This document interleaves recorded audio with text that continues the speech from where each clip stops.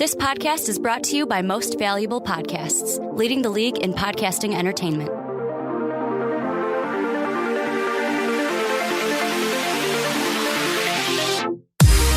What's going on, real MVPs? Welcome inside another episode of What's Your Fantasy MLB Style here. And Ricky Widmer along with Brandon Swanson. I think when we did the NFL one, I didn't introduce either one of us. I just assumed that you knew who we were, so that was stupid. But hey, when you're off for over a month, you kind of forget how to do everything. Dude, like, when I came back, that first, what podcast was it? I did it with Sean. I think it was Primetime Podcast. There's a Primetime and an Onside Kick. I think they were both. Like, the first two were just, like, so rusty to where I was like, man, I got to learn how to drive again. You're like, do I suck at this? Yeah, you're like, why am I so bad at this? I don't remember being bad at this. So, yeah, it takes a while to get used to it when you haven't done it in a while. Yeah, so now that I've told you who we are, we can continue with the podcast. But again, we're really happy and excited to be back, to be here with you, to be bringing you fantasy baseball.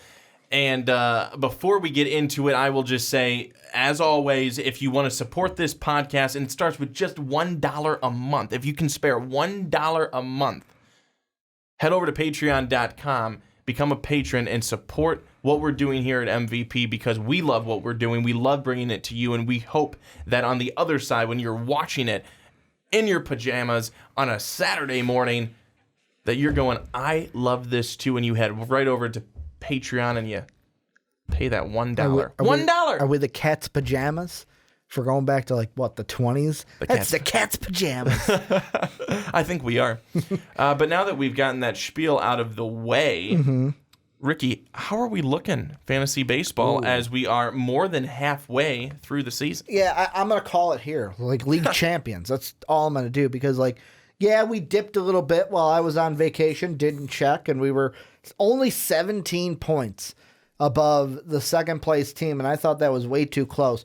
Made some changes. We're back up to, I think, 81 points as of today, so we're back up to our 20-point cushion on the second place team. I mean, what?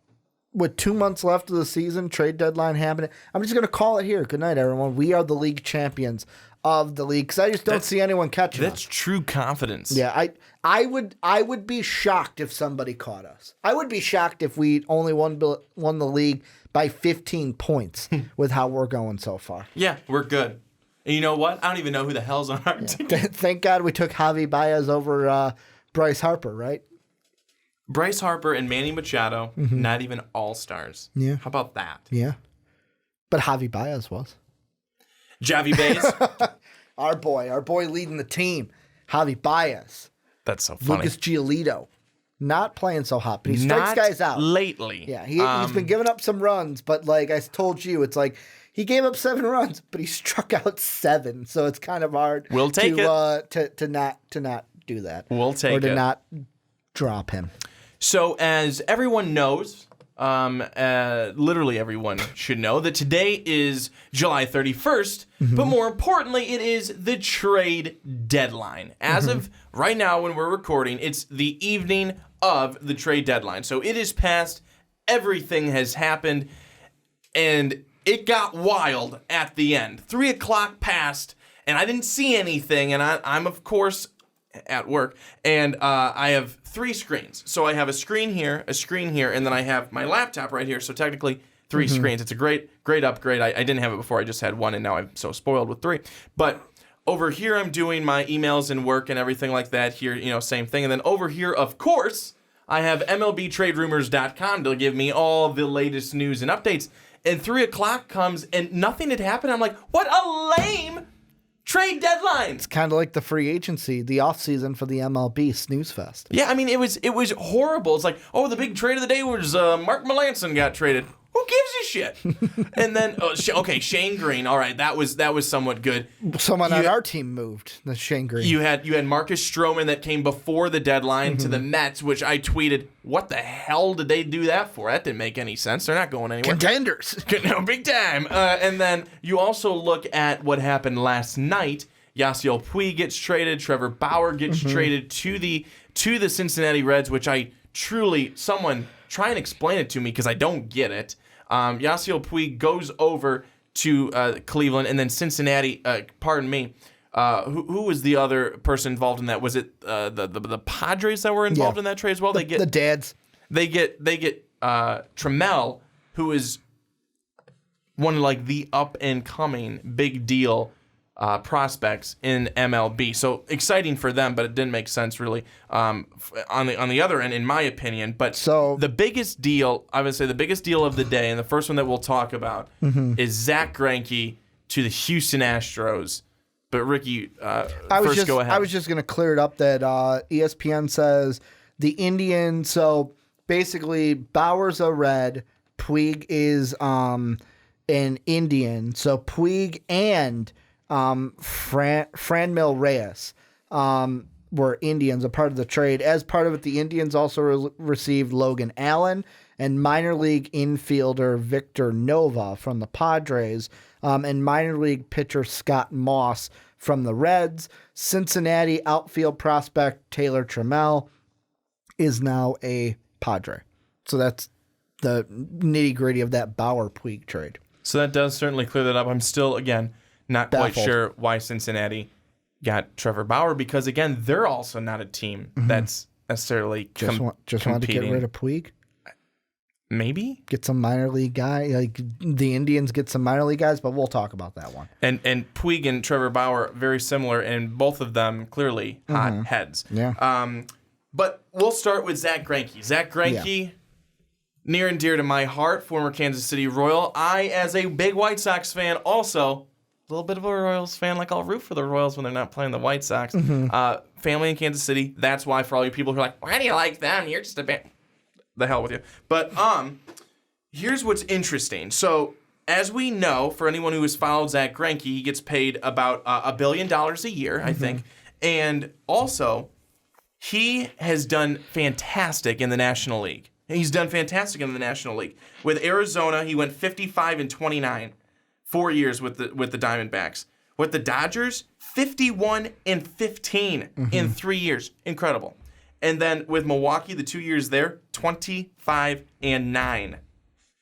His time, however, in the American League, with Kansas City, 7 years, 60-67, with an ERA 3.82. ERA is not bad, but 60-67. His 1 year, not even full year, with the Los Angeles Angels, 6-2, with an ERA at 3.53.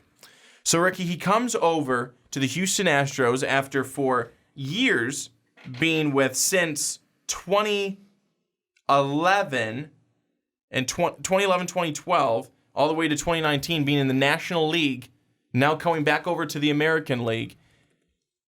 Zack Greinke is going to be added to a starting rotation this season of Justin Verlander and Garrett Cole.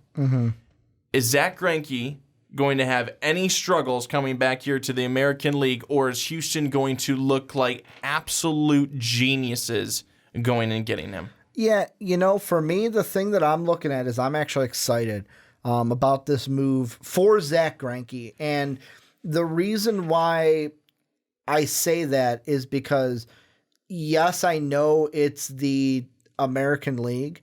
I know it's a usually tougher, like the notion is that there's tougher hitters in the AL, and also you're dealing. And there's actually 9 hitters. There's 9 hitters compared to 8, unless you're going up against Madison Bumgarner, who can rake it, or like John Lester every once in a while that can rake it.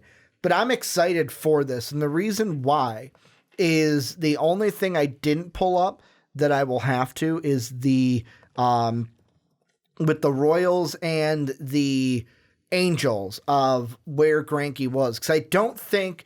Just answer me this question. Maybe you can. With the Royals, he was the ace. Like later on when was he ever the true ace for the Angels or Royals? Well, for the Angels, he was only with them for part of a season. Yeah, like 14 games, I think. And he went, 13. Okay. 13 games, 13 starts. He went 6-2 again, but not even a full year. Yeah. And then with the Kansas City Royals, For his early days, he struggled. In 2004, he went 8-11. ERA close to 4. But was 20? I'm just gonna just humor me here. In 2005, he was 5-17 with an ERA 5.80. I think that for Kansas City, they always wanted him to be the ace that he started to look like in 2008. Definitely 2009 when he went 16-8 with a 2.16 ERA with Kansas City. But I don't know if he ever got there, which is why he was dealt to Milwaukee or walked and went to Milwaukee, because he wasn't really getting it in Kansas City. But also remember, he had some issues when he was in Kansas City. And when I ask that question, it's not necessarily the numbers. It's was he slotted in as the 1 guy, the 2 guy, the 3 guy? Like that's, I believe it's so far long ago that I believe they wanted him and slotted him as their number 1. I believe. I'm trying to think back to who the Royals even had on their staff at that point. Comment section, help us out. But the one I know this year and why I'm excited for this is because he's not going to be the number 1 guy in Houston. Hell, he's not even going to be the number 2 guy. Those 2 spots are reserved for Justin Verlander and Garrett Cole. He's going to be the 3 guy. And why I am excited about this, if I am a Zack Greinke holder, and in our league, Kyle, who I believe is in last place unless things changed, should be excited about this, is because the stats might change a little. Like, yes, he's going against AL hitters, but decision-wise, he should be getting a little bit more wins. He's got only 10 on the year, and 10-4 is still good. But I've pulled up his last few games, and in the NL, this is what Zack Greinke has had to go through. Humor me here. His last start, he pitched 5 innings, only gave up 2 runs, struck out 7. Do you want to know who was the other starting pitcher he went up against for the Yankees? Masahiro Tanaka, who went 4 innings, gave up 2 runs, struck out 4. So it's like, yeah, he pitched 1 more inning than Tanaka, but he was matched by one of the ace of the other team. Then you look at the other game. He played the Miami Marlins. They lost 3-2. I don't know with the Marlins. This is the only team where I'm like, who's on that team? But I don't know if Sandy Alcantara is their starter, but he pitched really good in that game. Matched Greinke. They both went 6. The Marlins gave up 2 runs. Greinke gave up 1 run, and then Greg Holland blew it for him later on. So that was the bullpen not coming through for him. Against the Brewers, he had to go up against Gio Gonzalez in that one, where, again, he beat Gonzalez. It was 3-2 when Greinke left the game, but then his bullpen gave up his win. When you look at the game against the Cardinals, he went match for match with Adam Wainwright. He gives up 5 runs. Wainwright gives up 0 runs in 7 innings. It's like, you're not going to win when you're going up against that. Other guys he's had to go, I'll kind of streamline it. When he goes up against Drew Pomeranz with the Giants, he wins that game. When he goes up against with the Rockies, their starting pitcher of Senzatella, hope I said that right, he wins that game because Senzatella gives up 7, Greinke gives up 0 to a bad Rockies team. However, when Gray's on the mound for the Rockies, Gray gave up 2 runs, Greinke gives up 5 runs, Greinke loses that game. Then you've got Freddie, who, yet again for the Nationals, gave up 5 runs, Greinke gave up 0 to the Nationals, he wins. But then it's like he goes up against Aaron Sanchez. Sanchez gave up 5 runs. Greinke gives up 0. And Greinke wins the game. So I think that my point through this is that now being on the Astros, it's going to benefit him if he can throw down these 0, 1, 2-run games. It'll benefit him because the bats are better with Houston. And Houston's going to be able to get to 3 whole starters better than they would get to aces, which is what Greinke was dealing with being the ace of the Arizona Diamondbacks. I also want to throw this out there. Is this a strategic move by Houston, knowing that at the end of this season, Garrett Cole, free agent. Mm-hmm. Most likely won't stay. Most likely will get a bigger offer somewhere else. I hope it's to the Chicago White Sox. Pipe dream, but I'd like it. Hey, maybe they'll spend.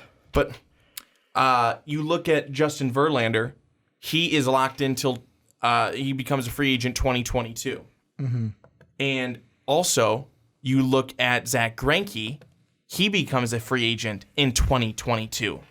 So are they looking forward, being kind of progressive thinkers here, believing, you know what, we probably are going to lose Garrett Cole, and even if we try and bring him back, we probably won't have the money, especially now bringing on Greinke. And gosh, how much money are they paying? $20 to $40 million of contract money that I think they're bringing on as well. So next year, Greinke's going to be at $35 million. Verlander's going to be $33.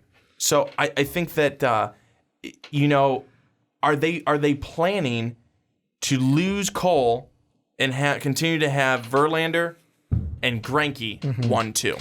The other thing to throw in there is Greinke over his time has a modified no-trade clause, whereas Verlander has a full no-trade clause. They cannot trade Verlander unless he changes that. The other thing that's interesting from the Astros is, so Wade Miley is also up at the end of the year. Unrestricted free agent, could go anywhere. I do think that this is the Astros kind of leveraging themselves for, if they lose Garrett Cole, Greinke with being the 3 guy right now, they could ease him into, like, hey, he doesn't have to, we can get him in the 3 hole. He gets situated this year. Then going into next year, we deal with maybe making him the 2 guy. The other trade that they made, they bring in Aaron Sanchez, who is in his 3rd year of arbitration next year. If they can lock him down at a good salary, I don't know if they go for a long-term deal and try to get that done, or if they just say, hey, we'll go into the arbitration battle with you. We've got control over you. It's not like we're going to lose you. It's basically you give an amount, we give an amount. The arbitration committee sides with whichever side, and we have you. Yeah, I think this is Houston saying, hey, we may lose Wade Miley, we may lose Garrett Cole, but if we do, then we'll just roll Verlander, Greinke, and Aaron Sanchez instead of Verlander, Cole, and Wade Miley. And that's really how I looked at it, too, is I thought that this is a great move for Houston, especially it shows that, okay, they're all in again. They're going for it yet again this season. And I think that it also kind of shows the fans, too, that they already have a plan in place that if Garrett Cole does leave, they've got Zack Greinke, who can be their number 2 behind Justin Verlander. It's going to be interesting, too, because I know they locked down Jose Altuve. He's locked down. But, like, if you look at how the contracts work out, so you've got Brantley, Reddick, and Springer. I know Brantley and Reddick being 32 now. By the time their contracts come up, they'll be, 33, 34. But after this year, George Springer enters arbitration 4 and then is an unrestricted free agent. So 2021, they'll have to deal with George Springer being a free agent after next season. Then you look at Carlos Correa, the same offseason that Greinke and Verlander come up, Correa will be an unrestricted free agent that year also. So, like, they've got to manage these contracts because you don't want to lose out on your bats of especially Correa and Springer, who are your young guys, who are 24 for Correa, 29? Yeah, George Springer's my age, 29. So Correa's in your category, Springer's in my category. You don't want to lose out on those guys either. You want to keep them with Jose Altuve. Absolutely. And as long as Houston can keep this core together in terms of their hitters who are carrying great bats, hot bats, very talented, and pitchers, and continue to ride the arm of Justin Verlander, be able to ride the arm of Zack Greinke, Houston's going to continue to be competitive for many, many years, which is why I think a move to get Zack Greinke seems to make a lot of sense on paper. And I'm going to use the word that so many people were using earlier this afternoon, stunning. A stunning move because I don't know if people actually believe that Zack Greinke would go anywhere, but I also don't think that they were thinking it would be Houston. Yeah, I think a lot of people thought if Zack Greinke's going anywhere, he's going to the be-all, end-all, the New York Yankees. Yeah, I mean, the Yankees are always, whenever there's a starting pitcher up for being traded, it's always like, oh, the Yankees. Whenever there's a star up to, well, the Yankees have obviously got to be in. Do they need anybody? No, but they want to. They want to get them. Yeah, I mean, the Astros were a shock to me, but the Astros have done this before. Like, they did this with Justin Verlander. Let's take a guy who, Verlander wasn't exactly like Greinke, but, we were questioning when he came to Houston. It was, all right, Verlander struggled. Can he turn it around in Houston? And Verlander's turned it around in Houston. And it's kind of had a breath of life. So, I mean, we've seen the Astros do this. I just think this is a move. Fantasy owners, I'm happy with it. But this is a move for the short term because Garrett Cole might leave next season, but also it sets them up perfectly with their other guys. Like how I see it, Reddick or Brantley, one of those two guys could be on the hot stove next year. But if all ends well, I think that they're either leaving. They either leave to try to get more money, and the Astros say, hey, we're going to take that 23 that we combined with both of them and offer that and a little bit some to George Springer. And then when Greinke and Verlander are up, I could totally see, all right, we're going to get rid of one, if not both of them, because at the end of that, they're going to be, add 2 more years. They're going to be 37 and 38 respectively, which is really old for baseball players. One of those two $30 million contracts, maybe a little less because Altuve's only at 29.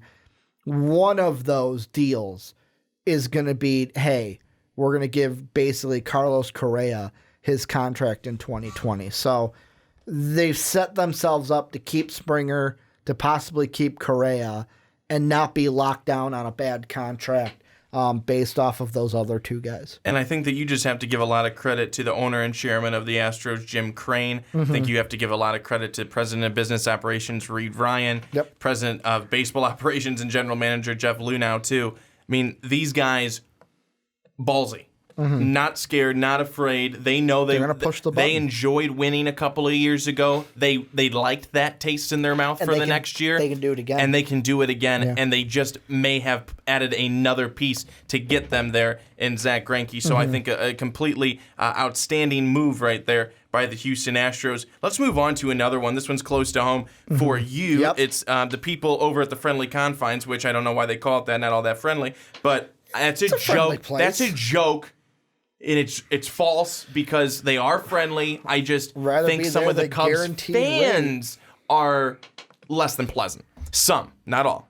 I know they say the same thing about the White Sox too, but the Cubs are worse. I think it's just Chicago. That's a fact. I think it's just Chicagoans in general. We're all assholes. That's what we are. I think that we can all come together on that one. And if we don't, and that's the thing about Chicago, especially the South Side. If we don't like you, we'll let you know about it. Yep. To your face. We're very brash when it comes to that. To your face. Yeah, it ain't no secret when we don't like you. No. So the Cubs made a couple of moves today, but the biggest one was them landing the Detroit Tigers third baseman / outfielder Nick Castellanos.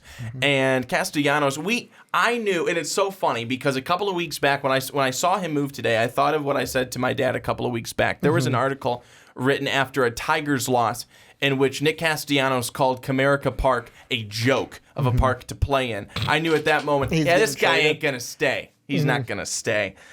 So Nick Castellanos is traded to the Chicago Cubs. They gave up, the Cubs did, Paul Rashan and Alex Lange. And as Ricky said to me earlier, which is so true and funny, he goes, wait for these two. He said, just listen for these two names in a couple of years because they're going to be big. You remember Dylan Cease? You remember Eloy Jimenez? Yeah. I remember them. The Yankees have something like Vogelbach was another one the Mariners got. The Yankees got some of them. Giancarlo Stanton, not Giancarlo Stanton. Their second baseman. Why can I not think of his name? Gleyber Torres. Gleyber Torres was another Cub guy. So you're welcome, MLB. Theo drafts them and just gives them to you guys for a role that, like, the Gleyber Torres one, I'm not mad at because it got us a World Series. But the Jose Quintana one, like, I get that it's a win-win both ways, but yeah, I'm just going to leave it be. So let's talk about the guy who got traded to the Cubs and Nick Castellanos. So Castellanos is a really solid baseball player, and I think that he will be a really, really helpful bat in a Cubs lineup that, you know, I want to say right now the Cubs are just kind of, I want to say that they're mediocre. They're mediocre. They've allowed the Cardinals to jump in front of them. Yeah, but the Cardinals are good this year. But here's the problem, though. The Cubs are not that good this year. I mean, which is why they go out, they get Castellanos, they hope that they can better their hitting. The Cubs have been too inconsistent this season to make the push. And here's what I think that they what they really should have been focusing on, because they still don't have an answer. It's the bullpen. And I don't think they did it with Craig Kimbrell, which they were hoping they would. He has not turned out so far this season, not to say that he can't next year, the year after, because I think it's a 3-year deal for him. They go and get David Phelps. No one knew about him until they traded for him. And maybe part of it's because he wasn't playing in Canada. But that's where they needed to focus. I think getting Castellanos is great, but they needed to be the guy the team that went out and got Shane Green from the Tigers. Yeah, but we didn't know what the price was going to be for all these. We don't know what each team was asking for, what the Cubs were willing to give up. The thing that is interesting for me with this is, where is he going to be slotted? Because you were telling me, I asked you if he could play second base, and you said he's a third baseman outfielder. So either I'm thinking two things, which the first one I'd be confused by is if he becomes our left fielder, because then it's like, what do we do with Schwarber? My first thought was, he could be the DH. No, he can't. Yeah. What do we do with Kyle Schwarber? My second point is, can he play shortstop? Can he play second base? Because Chris Bryant can't play short or second base. He's a corner outfielder, secondary position, third baseman, actual position. And that's the second base is the position, because of the Addison Russell stuff, him being sent down. I like everything else going around with him. I don't know what his future is going to be with this team. We could have used, I get the bat part, like Castellanos' bat is going to be good for us in the lineup. It's just, how do we fit him in there? Is he going to be our second baseman? Just to let you know, because Javi can switch between them. A valid point here. He's never played a day at second base.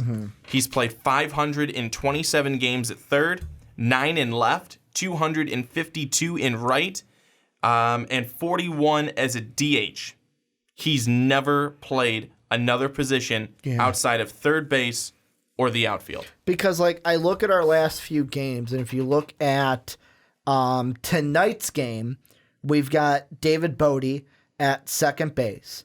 Then if you looked at the game we lost yesterday, we had Garcia Robel Garcia at second base. Garcia also played in the Brewer game as well before that. So the last few games, it's been Bodie and Garcia at second base.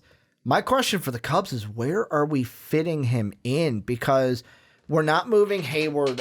Hayward and Almora are locked in the outfield. The Kyle Schwarber question is basically, yes, Kyle Schwarber's bat's amazing, but his fielding is not. Yes. So like I could see Castellanos being the everyday left fielder, and then Kyle Schwarber turning into the pinch. Like, ideally in the playoffs, I could see that. Castellanos is in left field. He provides better fielding and also a good bat for the Cubs to use in left field.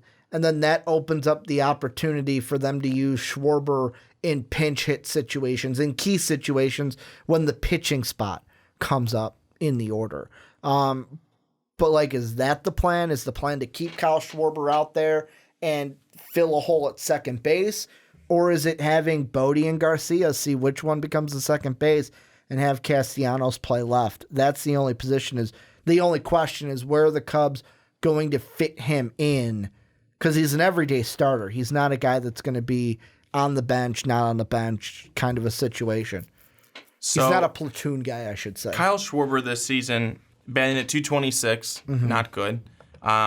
24 homers and 54 RBIs. Nick Castellanos is having probably one of his worst years statistically. 11 home runs, 37 RBIs, batting at 273. He's a lifetime 274 hitter. Yeah. But back in 2017 was his best season, 26 homers, 101 RBIs. He had 272. However, this season, he has 37 doubles. And he actually is leading the league right now, I believe, in doubles with 37. So you don't want to lose Schwarber's bat. You don't. But his fielding, like you said, and everyone knows, it's not good. It's Alfonso Soriano-ish. And I'd say Alfonso might be a better fielder out there. Don't stretch it. Don't stretch it. But I think that you look at this, and it does make you really wonder, did they bring him on more so for some fielding? Because his bat right now, it's not hot. It hasn't been hot for the last couple of weeks. But NL different than AL. True. So to have Castellanos now on the Cubs, going against, like you said, NL pitching, that could be something, but do they put him at third and move Bryant out to the field? I mean, do they do that? But then Schwarber, again, you're losing his bat, and you don't want to do that. He has 13 more home runs and more power than Castellanos has shown this season. Yeah, the one thing, I'm looking at the ESPN article that they wrote about the trade, and maybe it's going to be a situation where Castellanos and, I can never say his last name right, Castellanos, Nick and Schwarber, if basically it's okay, you guys are going to be in left, it just depends on who we're facing. Where if it's a right-handed pitcher, they trot Kyle Schwarber out there. And if it's a left-handed pitcher, they trot Castellanos out there. Where basically it's Nick is going to be better against lefties, Kyle's going to be better against righties, and that's how they play left field and have both of them kind of platoon it. And I just want to bring this point up from a fantasy perspective is, does this really hurt Kyle Schwarber's value? And how much does it help Castellanos' value? I mean, it could be a blessing in disguise for Kyle Schwarber. If that's what they do, could be a blessing in disguise for Schwarber guys. Because, well, Schwarber owners, I should say. Because, yes, it sucks that you're going to be taking him out of the lineup for games, but you're hoping that putting him in good situations where he's just facing right-handed pitching, like right-handed starters, could be better for you, because it's like, okay, I'm not going to get those a lot of 0 for 3 games. I could maybe get concentrated good performances out of Schwarber. Same thing for Nick in a sense, where it's like, it's not ideal because you actually got to check the team, okay, is he going to be in the lineup today? Probably not. Okay, I got to put someone else in my starting lineup for him. But it's not going to be, especially on Schwarber's side, oh, he went 0 for 3, 0 for 3, 0 for 3, 3 for 4, 0 for 3, 0 for... You're not going to get those 0 for 3s that bring down your average, and it's going to tank your overall standings in that category and lose you points. Yeah, no, I think you're right. I think that it'll just be really interesting how it ends up playing out. And, is this going to be something that ends up being really good for the Cubs? I'll be honest with you. I like Nick Castellanos. I think that I do think he's a good player. I think when he's at the top of his game, he's a guy that you definitely want to have on your team. So I'm interested to see how this works for the Chicago Cubs. Well, and Joe does this Madden help put shaking things up? And does this help put the Cubs over the hump right now? I think it could. The Cubs, again, they're not They're not the 2016 Chicago Cubs. I hate to tell everyone that. I really don't hate it, but I think it's just worth noting they're not the 2016 Chicago Cubs. They're going to need a little extra juice this season if they want to be able to not only win their division, but go somewhere in the playoffs. You got a lot of really, really good teams this year in the National League. You're going to have to contend with the Braves. You're going to have to contend with the Dodgers. You're going to have to contend with St. Louis, possibly the Milwaukee Brewers. The Brewers? The Brewers. The Brewers for the Blue It. But you have to look at potentially Philly, potentially Washington. I mean, these are really good teams. I do want to stop you 1 second, though, because, like, when you say they're not as good as the 2016 Cubs, they're not. When we look, I just want to say, when you look at July 31st, after they played that game on July 31st, I'll say coming into July 31st, because they're playing right now, they had 62 wins. So only 6 wins. They're only 6 wins behind what they were in 2016. When it comes to the AL Central, so I did state a fact, though.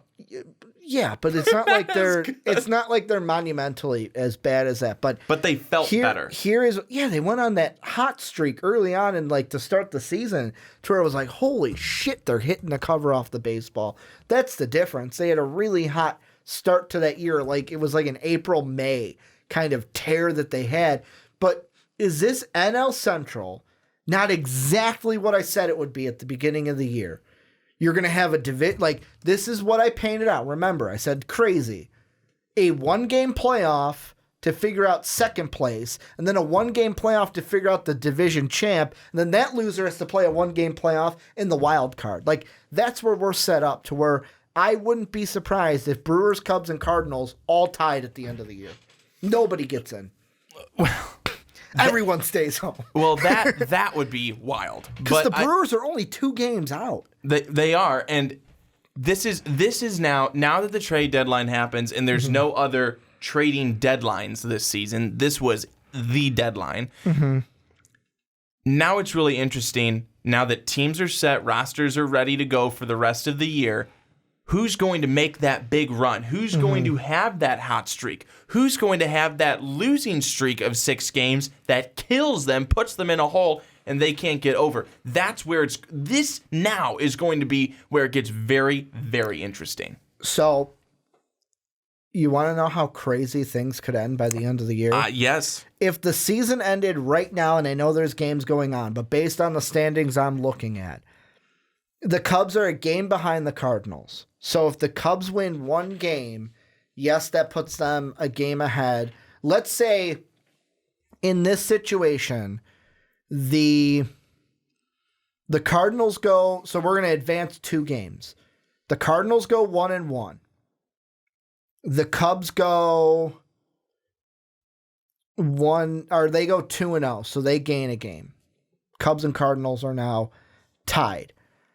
The Phillies and it won't work for the Brewers. Basically, what I'm pointing at is when you look at the NL Central, right now the Cubs are a game behind.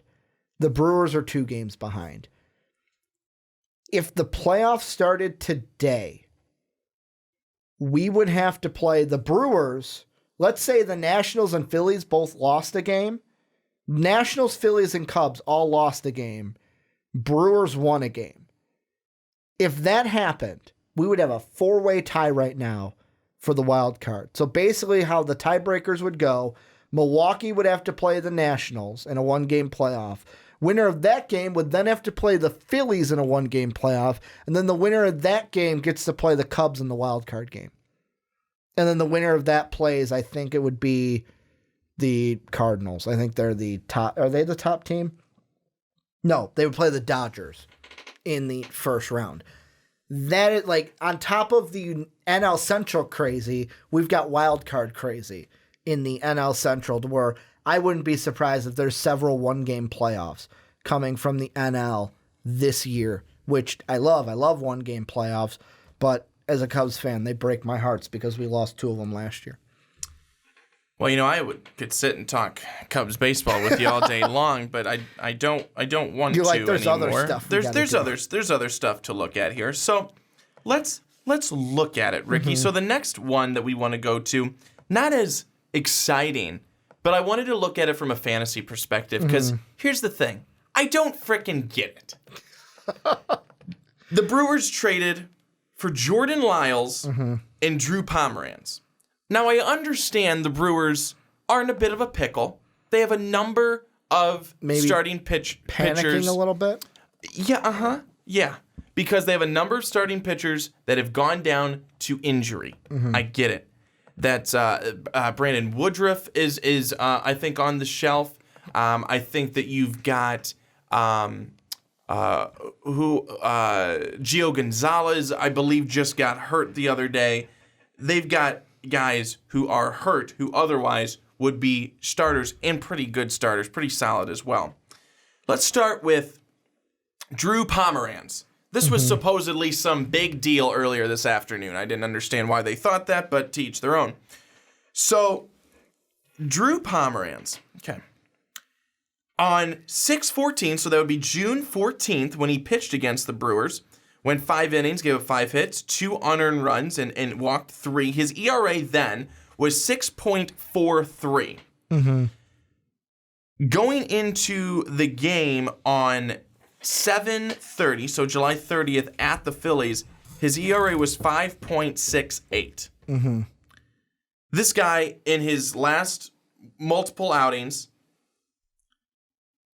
gave up 7 runs against the Dodgers, 2 against the Rockies, none against the Diamondbacks, 4 against the Cardinals, 1 against the Rockies, and then, clearly coming out of the bullpen, none against the Cubs, none against the Cubs, none against the Padres, none against the Phillies. Now, I understand that. I understand that they looked at him and thought, oh, this guy's been doing pretty well lately coming out of the pen. But I almost completely believe that the Brewers will be using him as a starter. He sucked when he started. Yeah. You want to know? I don't get the move. So, you want to know how many percent of teams own him in ESPN? This is Drew Pomeranz. 12. Way too high. 2. 1.2%. For Jordan Lyles, it's a little bit higher. He is on 12.2% of teams. I don't get it. Like, Pomeranz, I remember vividly that back when Mike Rankin was a part of MVP, we talked about Drew Pomeranz on Behind the Pen. It was me, it was you, it was him. And it seems like eons ago because we talked about him in 2016. Gosh, then wasn't he with the Red Sox? He was we talked about him when he was traded from the Padres to the Red Sox. And then obviously this year going over to, like, I have not focused on Pomeranz in so long. When I saw he was on the Giants, got like traded from the Giants, I went, he was on the Giants? Like, I thought he was still on the Red Sox. But no, I think this is just for fantasy, I don't think it moves the needle at all. I don't think Pomeranz is going to do enough to have more teams.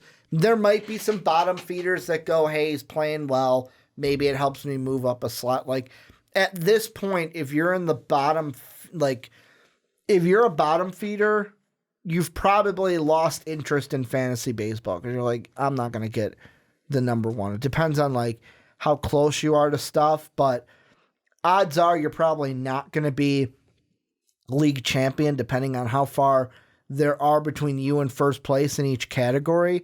But other than that, like, I don't think that this moves the needle enough for both of them because Lyles wasn't pitching that well. And I've got his numbers too. Yeah. So Jordan Lyles to go to him from... I mean, he's got 90 Ks on the year, but that's probably the only good thing. He's got 90 Ks going against, I think, 33 walks in 82 and a third innings. His ERA on the season, 5.36. On May 23rd, he had an ERA of 2.81.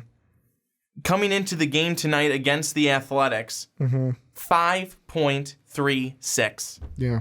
I mean, and he, in his last couple of games against the Rockies, gave up 6 runs. Reds, 3 runs. Brewers, 4. Brewers, 3. Brewers, 3. Cubs, 7. Cubs 7, Phillies 1, Cardinals 8 runs, 5 earned, and then whatever happens, now with him going to the Brewers. And again, the Brewers are looking for him to produce for them. Does the change of scenery for either of these guys have anything to do with it? You go from Pomeranz was on the Giants, where Giants were actually starting to maybe move somewhere, even though it's tough over there in the National League West because the Dodgers are so far in front, but still potentially wild card. And then you have Jordan Lyles going from Pittsburgh over, that's not going anywhere this season, over to now the Brewers, who they've got potential to potentially win the division or obtain a wild card spot. Now with this, I don't want to say added pressure, but added being able to believe that you may actually go somewhere this season, does that change the stats that we start seeing from them on the mound? Or are the Brewers just getting two guys who they were cheap enough to get? They didn't have to give up everything, especially with a really rough MLB pipeline group of prospects. The Brewers don't have much, so this is what they were able to get, scraps. Does this do anything different for them, changing of scenery? So the only thing that I kind of think about when it comes to this kind of a move is the only way I'm thinking about picking them up is if I can tank, like let's say you are bad when it comes to ERA, but you can make some moves when it comes to strikeouts. So like, for example, the team in our league I think of is Kyle's team. And I say that because right now Kyle is in last place in ERA. So even if I pick, like if I'm thinking as Kyle, if I pick both of these guys up, let's say they start starting, which is more opportunities for strikeouts. Even if I start them and they give up 7 runs a game, it doesn't affect me that much because, the only thing that can hurt is their whip. But when it comes to ERA, I'm already in last place when it comes to ERA. I can't go any lower. However, when you look at Kyle and his strikeouts, he's at 962. The team above him and Matt Pickle Rick Dongs is at 977. So if you're like, I can maybe catch him. And another one is like, I think of Team Spencer a little bit, depending on how much the ERA is going to go. He's at a 4.101. The guy below him is at a 4.154. If it's not going to tank your ERA too much, hey, I'm a strikeout behind the guy ahead of me. Let me pick up these two who are going to get more strikeouts than the two guys that I'm dropping, try to move up in those strikeouts, get some additional points, and try to move up the rankings that way. Like, that's what I would think of. Like, the only way I'm picking these guys up is if it's late in the year, I need to make a push. I need 1 point to move up into first place, and I really need to get that strikeouts to move up that way. That's the only way I'm making a move for either of these two guys. Otherwise, I'm just letting them sit because it's not going to do anything for me fantasy-wise. And now talking a little bit outside of fantasy, does this make any sense for the Brewers? Is this going to help them? It's a panic move. In my mind, it's a panic move, like you mentioned. They're seeing injuries to starting pitchers, and this is the Brewers saying, hey, we can't fall out of this race. If they can bring these guys in, if they can keep them afloat to either be in the wild card race or possibly win the division, like depending on when their pitchers come back, maybe they come back late season right into the playoffs, and it's like, okay, these guys kept us afloat for when our guys come back, and then carry us into the playoffs with some momentum, because they know how it was before, where it was I gotta look up what scene where it was like they were in the playoffs, and it's like, oh, we'll be back next year, and it's like, wow, the Brewers suck. Like, it was like playoffs really good. Ooh, they suck the next year. So they know how it goes. Like, Look at the Nationals, where it's like, man, they could win the World Series. Let's pitch Strasburg. Nah, we're going to shut them down. And how close have the Nationals been to the World Series since? Not close.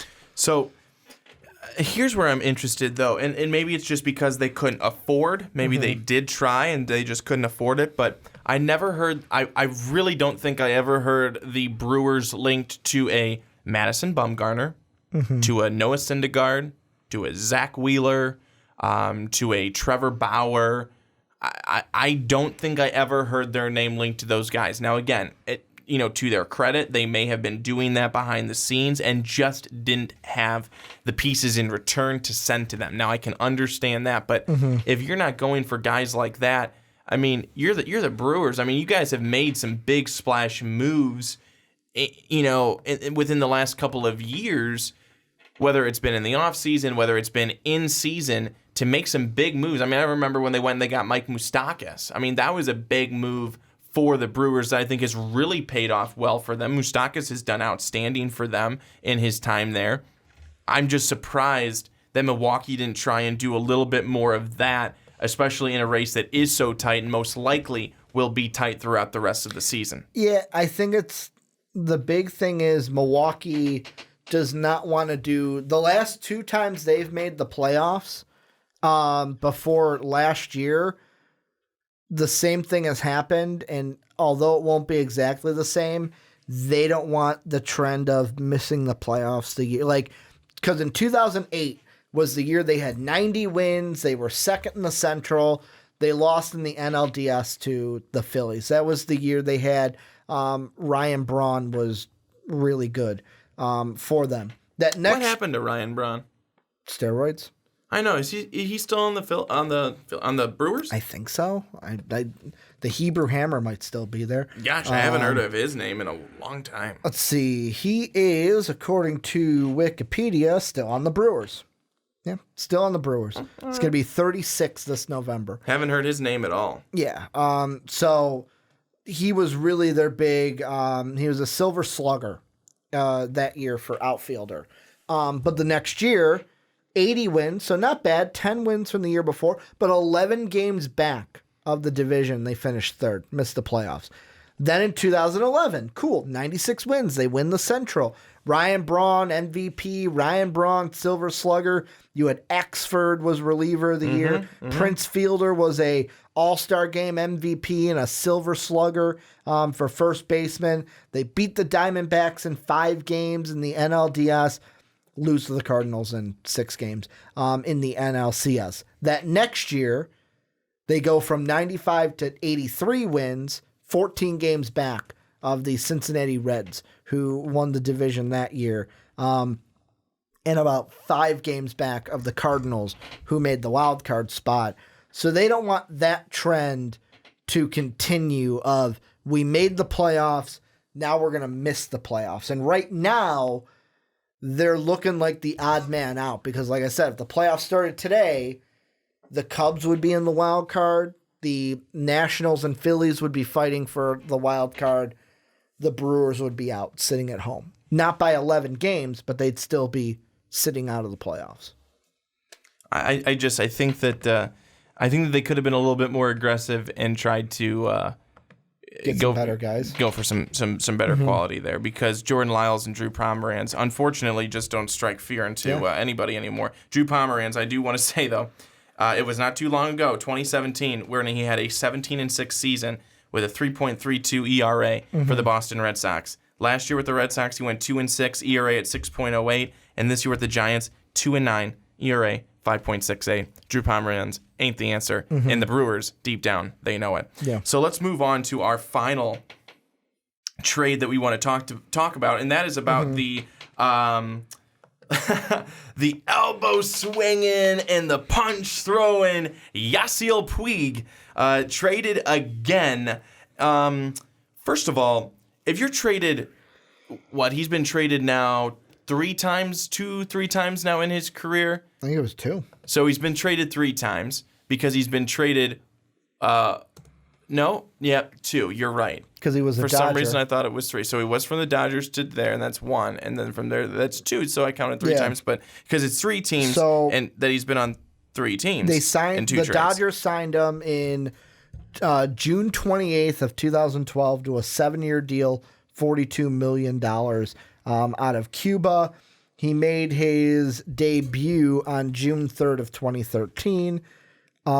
Then, let's see, 2014, Then he was traded to Cincinnati along with Matt Kemp, Alex Wood, Kyle Farmer, and cash considerations in exchange for Homer Bailey, Jeter Downs, and Josiah Gray. And then now he was traded. So that was December 21st of 2018. So coming into this season, didn't even make it a full year in Cincinnati before now he is still in Ohio, but now in Cleveland. So here is the trade that happened. So the Cleveland Indians trade Trevor Bauer to the Cincinnati Reds. Mm-hmm. They get back Yasiel Puig and Franmil Reyes. And the deal also included the San Diego Padres, obviously, because Franmil Reyes. And as part of the trade, the Indians also get Logan Allen and minor league infielder Victor Nova from the Padres and minor league pitcher Scott Moss from the Reds. Cincinnati outfield prospect Taylor Trammell, who is ranked number 14 on Keith Law's midseason top prospect list, was sent to San Diego. So, Ricky, do you like the move? You know, I think for the Indians, they're the ones that are interesting because they're adding two guys, one from the Padres, one from the Reds, that are now going to be their corner outfielders. Like, we're going to have Reyes in left, Puig in right, with Oscar Mercado in the middle. I think this is a move where fantasy-wise, you're not going to see a big change in Puig's numbers. Like, the thing that I think will be interesting is there might be an uptick because of who he's batting around. Like, he might have a few extra runs because he's got better bats to bat him in. He might get a few more RBIs because guys actually might be on base because Cincinnati's bad and Cleveland is good. It's like, how is batting with Francisco Lindor and Jose Ramirez and Kipnis and Santana, how are these guys going to help him rather than batting next to anybody that was on the Reds roster? Like, name me any of them, and they're not better than who's on the Indians. This was just clearly the Indians saying, hey, we're probably going to be a wild, like, they're, 3.5 games back of, I can pull them up, I have it right here. So, yeah, they are 3.5 back of the Twins right now, which is in striking distance. But if they don't catch the Twins, they're most likely going to be hosting the wild card game because they've got a 2-game cushion on the Athletics, who have a half-game cushion on the Rays. So probably that's going to be a tight race too. It's going to be tight, but like the Indians need to make sure they don't lose the wild card, which they're on a 2-game skid right now heading into today. They're trying to catch the Twins to win the division and not have to play in the wild card.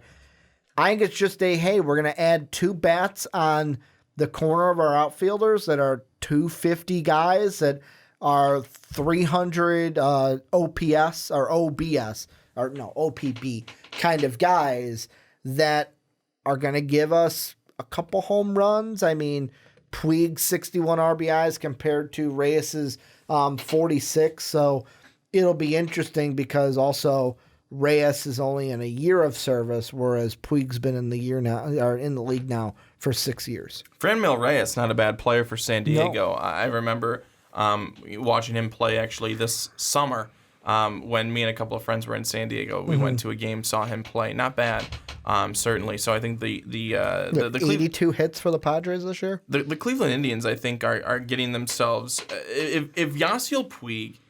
One of my friends texted me tonight. They texted me and they said, "What do you think of Yasiel Puig?" First thing I said was hothead. Yeah. And he is. He is. He needs to calm that down because according to Pedro Strop, he's fucking stupid too. A direct and that's quote. A direct quote. Direct quote. Here's the problem. The Cleveland Indians, when they saw Trevor Bauer throw that ball over the center field wall on Sunday. What a great arm, by the way. Great arm, but I think at that point they were probably like, yep, we'll trade him. We'll trade him. We'll trade him for sure. Mm-hmm. Because that's not the first thing he's done. I mean, Trevor Bauer's just kind of like that. He's a little bit edgy, and I like edgy, but not that far edgy. Mm-hmm. You get upset, but, I mean, you could clearly tell Terry Francona right away was like, that's not what we do here.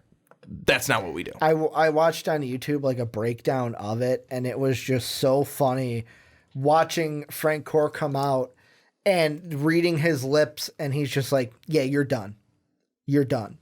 And then he walked off. Oh, yeah. I mean, he was pissed. You're upset that he didn't do all that well in the game, but then he acted like a child and did that, and now you're like, okay, get your ass to the bench. We'll be talking about this. But you trade one guy who's kind of hot-headish. You get another one who is for sure a hothead. Is that what Cleveland wants to do? Is that how they want to have their players be? And that's one side. Or do they see it as, we're getting Yasiel Puig. He has a good bat. He plays well, talented, super athletic, and he will bring an edge to this team, an edge that we need to make the playoffs. Well, I think the thing that's also interesting is I had the contracts up earlier. I'll pull them up yet again. When it comes to Trevor Bauer, he's entering arbitration. So for the Reds, it's like, yeah, we're bad this year, but hey, we can get a year of arbitration with Trevor Bauer, where I said before, it's you come in with a salary, we come in with a salary. It's not like you're leaving us. One of those salaries is going to be met. So they get a year of control. They can have them for next year. When it comes to the Indians, they basically are not on the books then they're not on the books for giving Bauer a contract, which he'll probably want more than the $13 million he's making this year. Yasiel Puig is done at the end of the year. Like, he's an unrestricted free agent. So if it doesn't work and you don't want to bring him back, you just let him walk. And then it's like, okay, we're not on the hook for Yasiel Puig, and we can look somewhere else in order to bolster our team or anything. So it's just this is like fantasy-wise, it might affect some numbers some ways because it's a better team than what he was on. Well, both of them were on. But when I look at it from the Indian standpoint, hey, it gives us a boost heading into the postseason. If it helps us, great. If not, we're not on the hook for anything and can just let them walk. I think that it's a perfect point to make. And because I'm trying to look, because Reyes, they're going to have 2 years of team control, and then he enters arbitration. So they're going to have him locked down for the foreseeable future. Puig is just, hey, see if he can help us this year. If not, he's an unrestricted free agent. We can let him walk. Exactly, and I think that's where both of these teams were, is that we're not necessarily going to be locking these guys in for a long time if we don't end up wanting to. But we have them for the rest of the season. We see how it goes. Some people were saying to me that they thought that that the Reds were trading for Trevor Bauer to potentially flip him somewhere else. Well, if that was the case, they didn't. They got a year to flip him. And they could still do it in the offseason, but do they get as much value as they could have gotten here at the trade deadline when people are looking for starting pitching? Trevor Bauer, if he is good the rest of the way out, he'll have that value. They could trade him in the offseason then. I would say, fuck that. Let him come, play for the team next year. It's not like you're going to be good next year. Let him come, play good for you next year, flip him next trade deadline. You could do that too. In arbitration, if he doesn't play well we can, like arbitration, you can go in and say, hey, your other team didn't want you. Our salary seems right because of how many games you've played with us and that track record, to where I could see the Reds winning arbitration, getting a friendlier salary, which would then help them in the trade market because they're not overpaying for them. The thing with the Indians, you also got to look at too, which helps with losing Bauer's contract, although I think it ends up similarly. Salazar in 2020 after next season, he's going to come up free agency. They might have to pay him.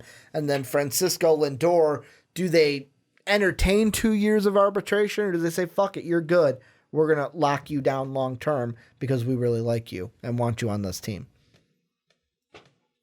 Well, we're going to have to leave it right there, but it has been a really great discussion. It wasn't as exciting of a trade deadline as I was hoping Syndergaard would go and Bumgarner would go, but yeah, I just didn't know if I wanted Bumgarner to come to the Cubs or not. Well, don't worry. That was the big rumor. He didn't. Yeah, he didn't. We're going to talk about him in free agency and how many months until he signs with the team. And then he finally does 3 weeks before the season starts. And that's how it'll go.